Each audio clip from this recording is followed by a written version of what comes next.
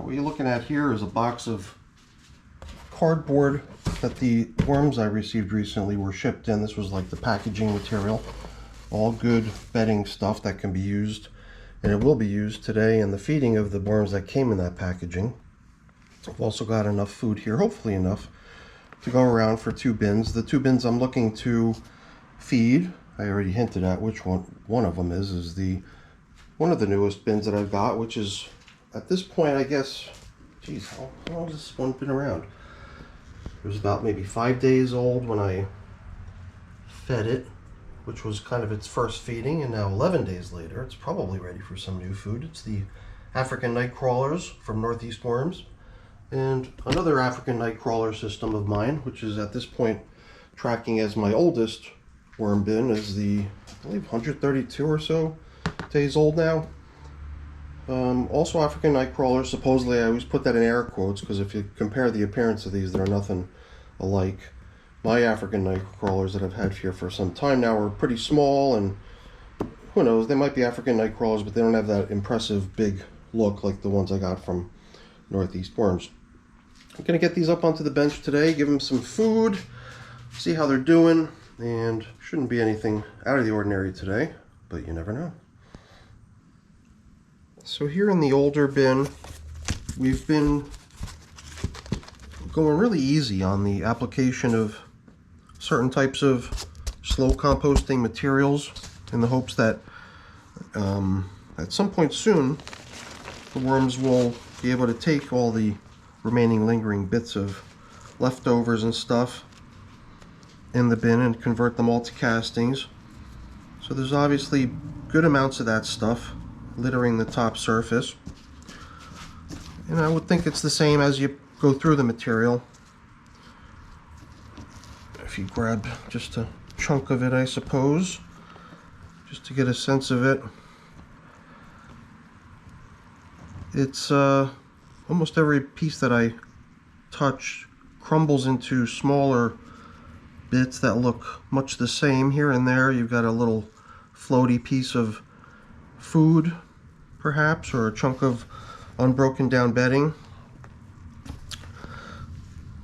But if I were to give this bin no more fresh food for a while, I think they'd be able to easily turn their attention to a lot of these lingering bits of, say, cantaloupe rind that you see out here, little chunks of leftover bedding bits.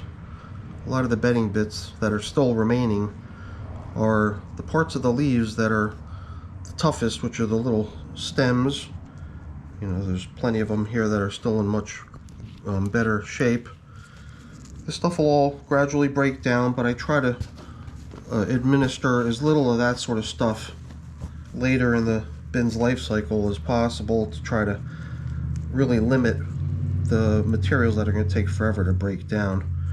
So my idea for this feeding was to be kind of routine as far as just placing the food down the middle, giving it sort of its last feeding. This 15th feeding, I believe, will be its last conventional feeding. Then I'll sort of transition the bin, from my mind at least, into its foraging phase. So obviously they just got fed, so their foraging is going to begin in the feasting area where there's plenty of fresh food. But once that's all depleted, they'll be not given anything fresh, and they'll just have to turn back into the material to eat up all these leftovers. This, for example, is the stem of a banana peel. Pretty old, but you know, makes me wonder, do I want to add another one today, knowing how long it takes? Maybe not, you know. Maybe I'll save that portion of the banana peel to go into the young bin, and I'll be more selective about putting kind of those sorts of chosen foods that can definitely break down pretty quickly. And you saw what I had there. I had some cantaloupe slices, which I think go pretty quick. Usually there's that leftover little bit of skin with the crazy pattern on it, but I think that'll go pretty quick as well. This seems to me like another one of those clumps of paper stuck together, clumps of bedding. My idea for this old bin here was sort of to maybe, if I encounter anything large, significant in size, like that, I just kind of pile it up and I was thinking about maybe already at this early stage, even though we're not migrating the worms yet, just using my aeration routine, which I tend to do pretty regularly anyway, just kind of bake in this extra consideration of pulling out larger chunks of stuff that we can maybe use as the foundation for building a migration zone later.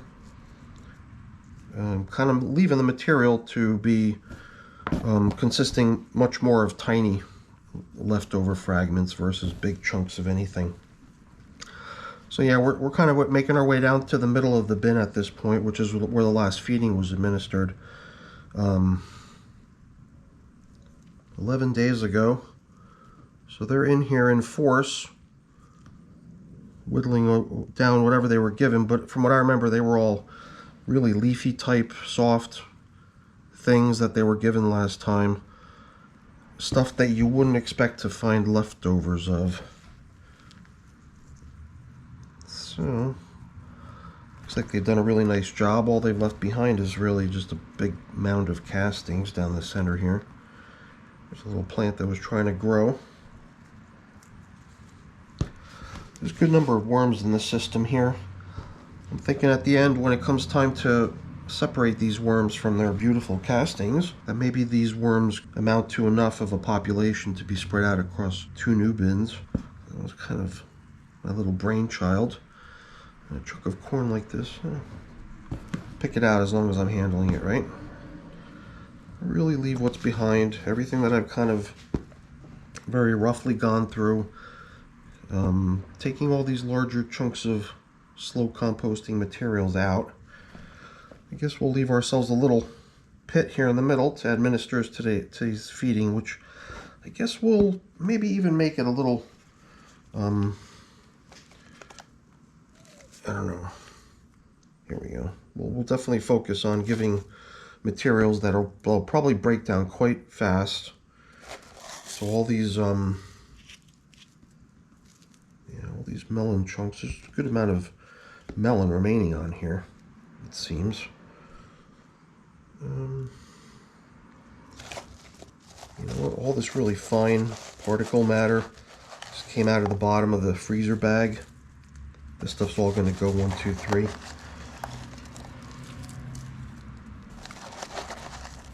And I think coffee is probably also a good candidate for fast consumption. So we'll give them about half and save the rest for the other bin. That seems like a good portion. I've even got these used soiled paper towels, which, you know, I'm tempted to apply fresh bedding into here, but at this point I'm thinking of maybe just sticking only to food and materials that I know are going to break down pretty quickly. So yeah, I'm not going to go on adding any bedding today. In fact, if I do find larger chunks of bedding, I've been pulling them out and putting them over there. Maybe putting some of it down into the feeding area would actually spur on its decomposition. So maybe we could just throw some of it back down right into there. And some of it all, I don't know, do we put it all back down into there? I think we'll still encounter some more as we sort of go through and inspect the remainder of this material, which I still am curious to see what it looks like. So let's just do a quick till up. I see a cocoon down there, pretty dark in color, suggests it's probably going to be hatching soon. Once again, really nice material, almost all castings. I'm sure people are probably screaming out loud at me already. It's like, give them some bedding. I feel bad. Trust me, I'm gonna definitely give them some bedding soon, very soon. Right after they kind of put their focus and energy on the stuff that's got to get eaten now, and then they can turn their attention to a lot of these slower composting leftovers that I'm kind of collecting down the middle at this point. I've definitely managed to sift a good amount of it out of the material. just by probing through with my fingers and, you know, finding pieces as I go, busting them up if I can. Just put them all into sort of a central spot. That might even inspire the worms to go there for a greater variety of materials to hang around in instead of just all this castings only stuff out here. Yeah, I got a feeling that this worm population is going to be pretty motivated to squirm into nice fresh bedding material when I finally lay it out there for them. I thought I saw another pit that I placed over here as well. Those are things that are certainly not going to get eaten here in this bin. Almost made me wonder why I left them in there. I probably should have plucked them out, but at least they're with all the other large chunk materials that are not yet broken down, all isolated down the middle.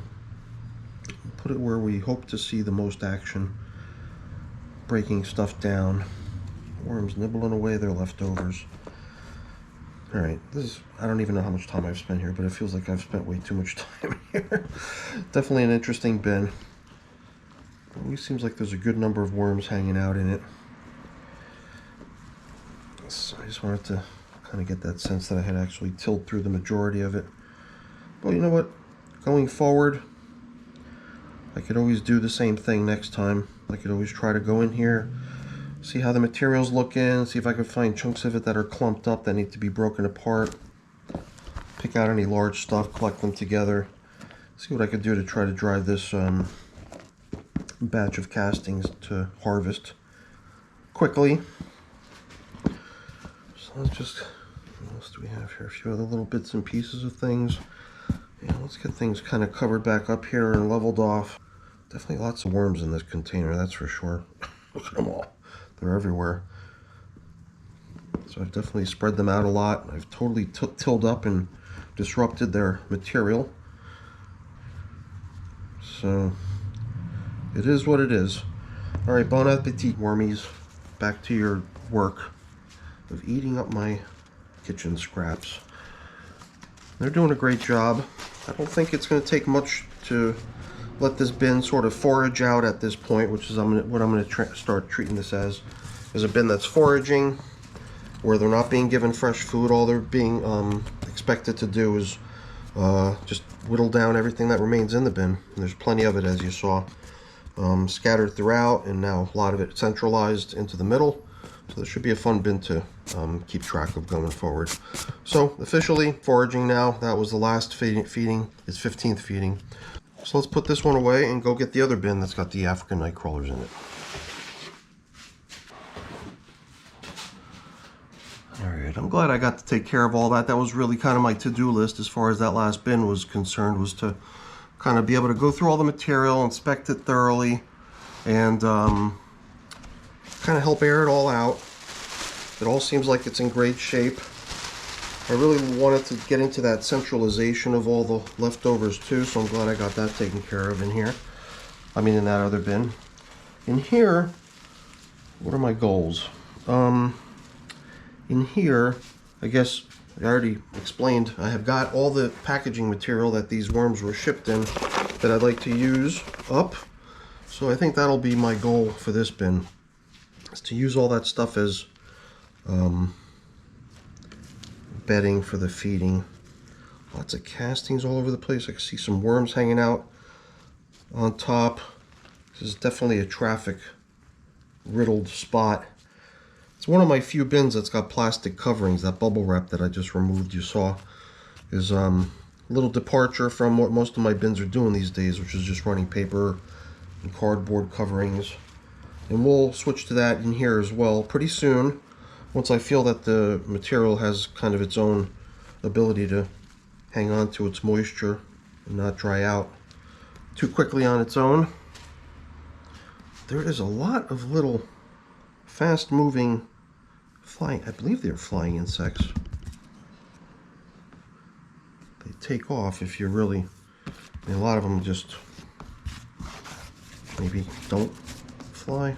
Might be a mix of different insects. So I've got a little bit of a insect situation going on in here. Doesn't seem terribly dangerous quite yet, but a little bit more than you see in my bins usually. Maybe it is just that moisture that's collecting under the plastic, giving them a place to hang out.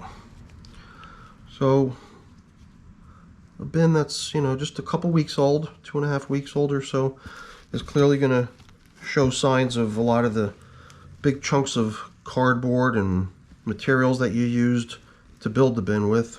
All those kind of foundational chunks of bedding. I got these cardboard tubes. Throw them back down in that hole over there, and we saw a good amount of worms hanging out in this material too. Really nice. They're breaking down the material quite nicely. Let's see, we've already kind of dug around here too. I'm gonna, expect to see more of the same. Here's another big tube that I don't want to pull up because I believe it goes the whole length of the bin, so that would be very disruptive to pull it out.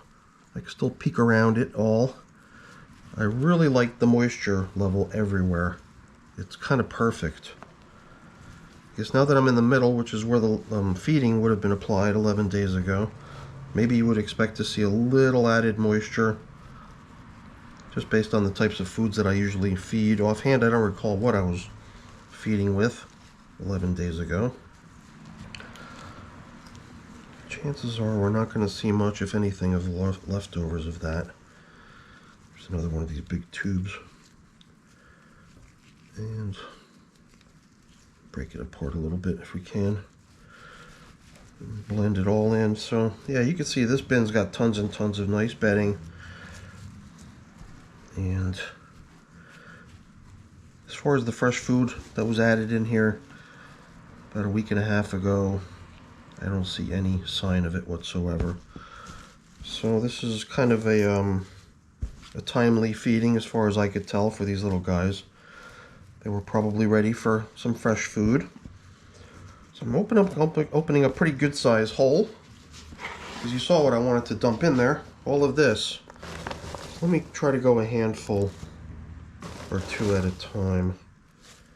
Yeah, so nice controlled transfer. I've actually got a couple more handfuls remaining in here. So maybe I'll just leave that little tiny bit of scrap at the end to cover up with. A lot of fairly dry material in here. But if you had to think about all the moisture that's caught up in these frozen veggies and fruits, you would have to think that there's got to be a pretty good balance there, right? So I think I'm going to allow for just the moisture situation to balance out on its own as these materials all start to break down and thaw and melt. And I think things will be just fine in here. Sometimes I feel like I should moisten a lot of my dry bedding that I'm using, but I don't. I usually just dump it in dry. It does fine. So let's see. That other bin, I don't remember, did we add grit? We may not have added grit, which is fine. We can add some here. I've got it standing by, ready to go. A little bit of grit, because this bin was delivered with not only a bunch of adult nightcrawlers, but supposedly kind of riddled with baby worms and cocoons too. So this is a population that seems pretty good in numbers. But it's a population that's numbers are expected to grow considerably pretty soon as well. So, all right, I like how things look in here. Everything's really nice and loose. I mean, just for a couple weeks old, bin is in great shape. A lot of nice castings starting to develop. You know, kind of filling all the open spaces in the bin. Seems like the plastic is doing a good job keeping the moisture in and helping the moisture recirculate throughout this nice fluffy material. I'm just questioning whether I want to go back to the inverted bubble wrap solution that allows for all that kind of traffic to happen underneath it, with all the little bugs. I was wondering if a flat sheet of plastic might be a little bit better here to try to reduce bug numbers. That's my only thinking in terms of when we cover up here, what we might be able to do. So why don't we do that? We're going to upgrade the plastic. I always treat it as an upgrade, whether I'm going this way or that way. So I guess the intended outcome is meant to be something a little better than what you had. So in this case, the better situation that I'm hoping for is less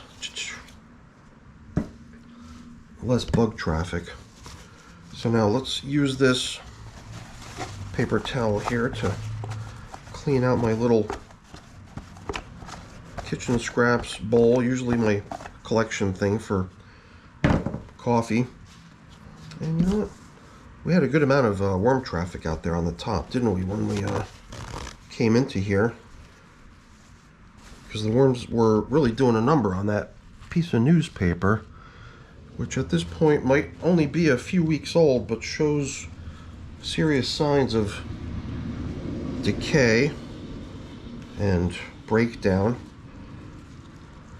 So I'm going to assume that the worms are just going to want to keep nibbling on this nice piece of newspaper, and the paper towel bits underneath will be there to, you know, supplement them when they run out of that. Let's just drop it in here on top. In a way, if we do away with the bubble wrap, where you know, we're looking at possibly just providing the plastic just a flat surface to lie on, but with a whole bunch of material like this, it feels almost like putting a flat sheet of plastic on here would still provide a lot of nice airflow with all this cardboard creating little cavities underneath. And it'll all collapse down in time, hopefully becoming a little bit of a turn-off for all these little silly bugs. I'd like to see much fewer of those in here. Well, I'm really glad I was able to get rid of all that shredded cardboard. That was one of my goals for the day, and I'm also really glad that I got that other bin of African nightcrawlers off to their sort of foraging phase, bringing an end to their normal composting phase with their final feeding, their 15th feeding. And next time we check in, we might do something similar to what we did in that other bin, which is just kind of sift through looking for big chunks. I'm not sure if we would want to start the migration of the worms into sort of a collection area yet, or what, but we'll, I guess, decide depending on how, you know, worked the material is that they're occupying next time we check in. So, all right, very cool. Hopefully you enjoyed the video. If you did, please remember to leave me a thumbs up. That's always really appreciated. And if you haven't done so already, please also consider subscribing to the channel too. That's really appreciated as well. All right, everyone. Thanks for watching. Bye now.